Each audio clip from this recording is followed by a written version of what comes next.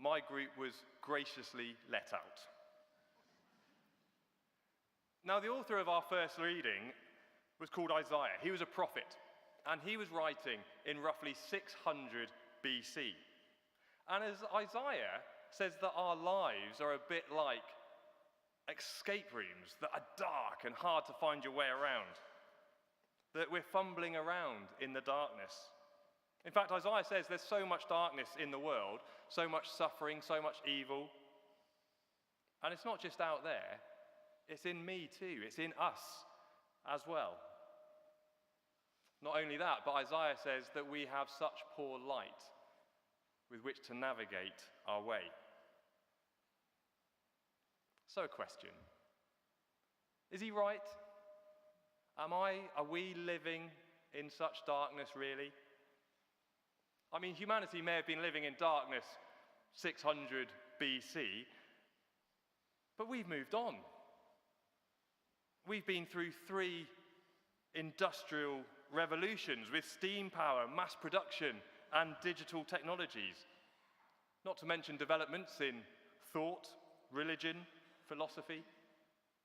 Humanity has advanced significantly. But then on the other hand, the last 100 years has brought more bloodshed than all other centuries put together.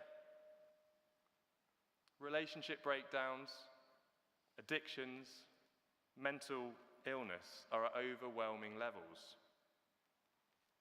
This Christmas, 14 million people in the UK will be living in poverty. I suppose we really are living in the dark if we think we've got life cracked. But Isaiah also wrote, "The people walking in darkness have seen a great light. On those living in the land of deep darkness, a light has dawned. For to us, a child is born." For to us, a child is born. That's a strange thing to say. How is this child to be born 600 years after Isaiah wrote? A great light. Or to think of it a different way, how is this child a helpful lens?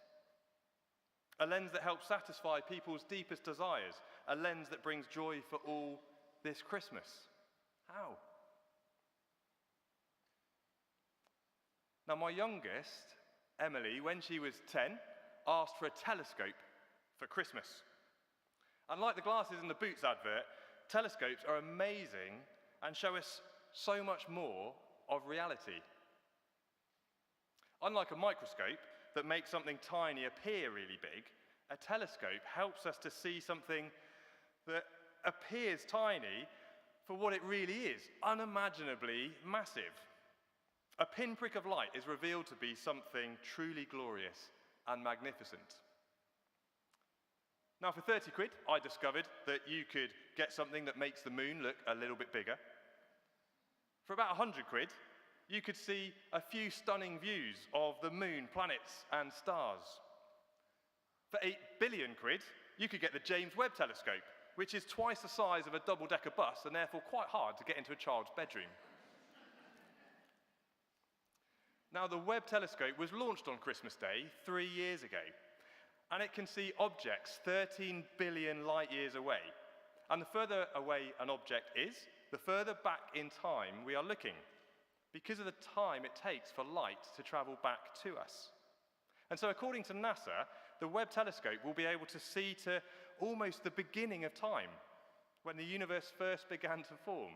How amazing is that? And here are some of the first images that the Webb Telescope captured. This one's called The Pillars of Creation, a cosmic nursery where stars are formed. Now, it would take 8 years traveling at the speed of light just to go from one side of this picture to the other. And that's only a small part of this nebula, the next picture. This nebula is a pocket of space populated by ancient galaxies representing the deepest ever view of the cosmos. And this next one, the cosmic hourglass, shows a new star forming. Clouds of gas and dust are sucked inwards, gaining mass, and eventually reaching the size and stability of a full star. An incredible telescope, a masterful construction of immaculately polished, curved mirrors that focus light so that we can gain this amazing perspective when we peer into the darkness. The Bible claims that the baby in the manger, Jesus Christ, is an even more impressive telescope, an incredible lens through which we can see God, and through him gaze an amazing perspective when we peer into the darkness. God became so small that we could begin to take him in. And as this baby grew up, his life showed us more of the beauty, grace, and truth of God.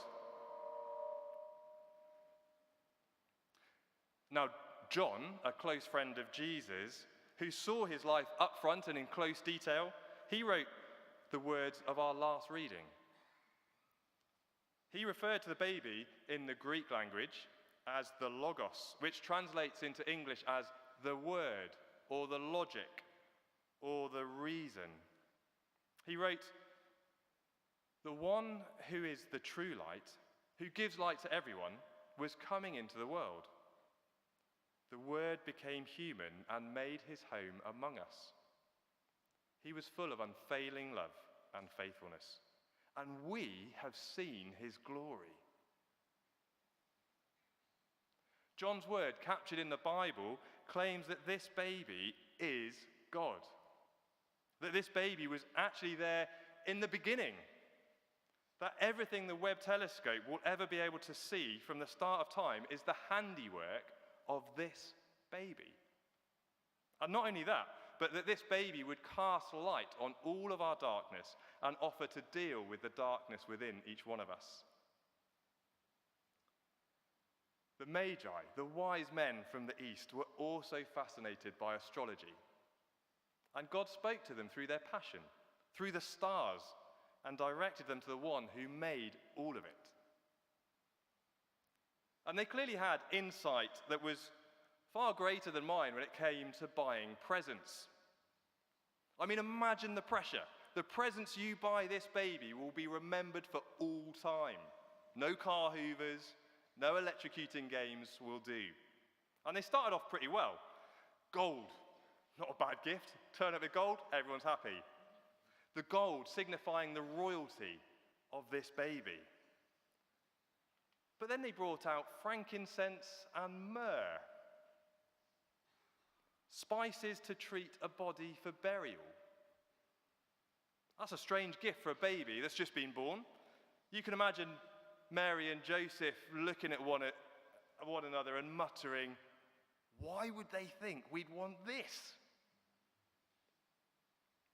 But these wise men, they knew something about Jesus' identity and destiny. Those hands that had once thrown stars into space, those hands now so tiny and in the manger, those hands just 33 years later that would be nailed to a cross and placed in a tomb. This baby, Jesus Christ, the light of the world, would be snuffed out and encased in darkness. When this baby entered the world, God was engineering a way to flood light into our lives. On the cross, Jesus took all of our darkness into himself. All of our pain, all of our suffering, all of our wrongdoing into himself. And by coming back to life 3 days later, he now holds out the light of life to each one of us. He offers the logic, the reason, the perspective. He offers forgiveness, healing, peace, purpose, and wholeness. He offers life that starts with him now and goes on into eternity. This baby is the answer to all of our inner desires. this baby, the Bible claims, is the only gift that can bring joy for all this Christmas. So what will I do with this gift? One Christmas, my eldest, Abby, who was about 2 years old, to be fair, was unwrapping a present from her Uncle Richard, who is in Bulgaria. And I thought, I'll video this, and I'll send it to Uncle Richard so he can see how thankful we are for his gift. As she unwrapped this really quite nice fabric doll, she took exception to it, walked into the kitchen and flung it in the kitchen bin. I stopped recording. I thought, I'm glad this wasn't a live video call. But people react so differently to different gifts, don't they? And it's no different when it comes to the gift of this baby. Did you notice the different reactions through the readings to the arrival of this baby? The shepherds were initially afraid, but then excited to see this baby for themselves. And then they told others what they'd found. Mary, she treasured up all these things in her heart, perhaps on a slower journey. King Herod, he responded with insecurity and conflict. His dark thoughts became darker still, and his intent was murder. He wanted nothing to do with this baby, nothing to do with God. He wanted to know where the baby was so that he could have him killed. And to be honest, there's something of Herod inside me, perhaps inside each one of us, because it's hard, it's uncomfortable allowing God to shine a light into the darkest parts of my life. And if I'm honest, it's inconvenient too. And then there were the Magi, the wise men. They were drawn to bow down and worship this baby. True worship is to put Jesus at the center of our lives, at the center of our universe, to allow his light to change the way that we see everything. This baby came to bring joy to all this Christmas. What will you do with this gift?